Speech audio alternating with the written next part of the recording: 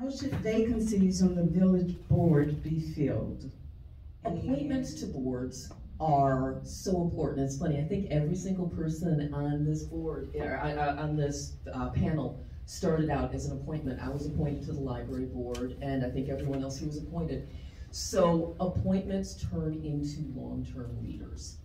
And as a result, we need to make sure that we make that process as transparent as we possibly can. Every other board that I've ever served on and that I know of uses a similar protocol where they make an announcement to the community that anybody who wants to send in a resume and to be considered for a position on the board can do so.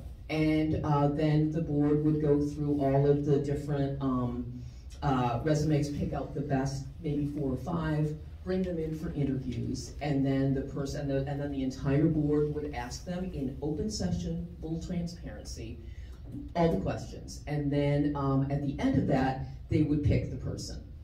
That's not how it's done in Homewood. In Homewood, I mean, maybe it is now, but when I was on the board, I was told who was going to be appointed, and I could either vote yes or no, and I never had a chance to question them. I never had a chance to really even interview them or anything. It should not be a prerequisite for being friends with someone on the board or with the mayor should not be a prerequisite for serving. It should be open to everybody, and we do need to change the way we do things. In everything that I do, every endeavor that I take on, I believe in being honest, being transparent, communicating as much as possible, and being welcome to feedback and criticism. So if the process, if our community feels like they have not been appropriately informed, or they didn't have enough information to maybe give some feedback or input prior to those decisions being made, I would love to hear about that so we can take a step back and take a look at how we're doing the process. I think in most forms of government, the executive does make the appointment, and the legislative body gets to vote on those. And that's the process that the village operates on. I do understand that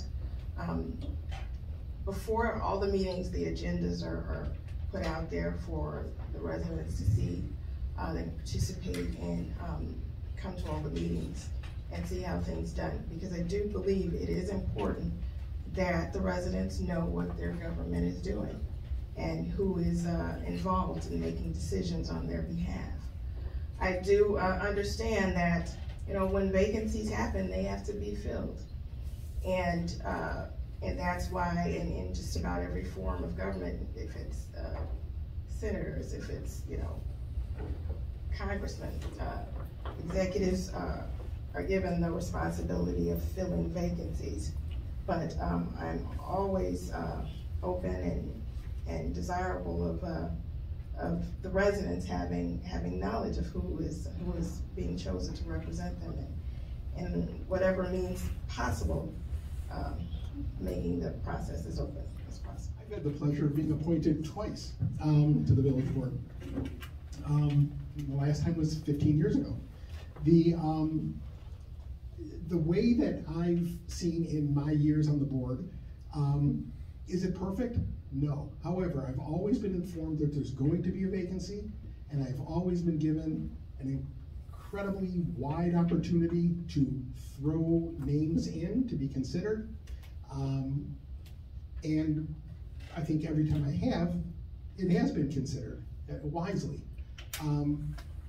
Announcements of board appointments are made publicly before board meetings, before we have a chance to approve or disapprove. But like many decisions, we're presented with wise choices, and there isn't an awful lot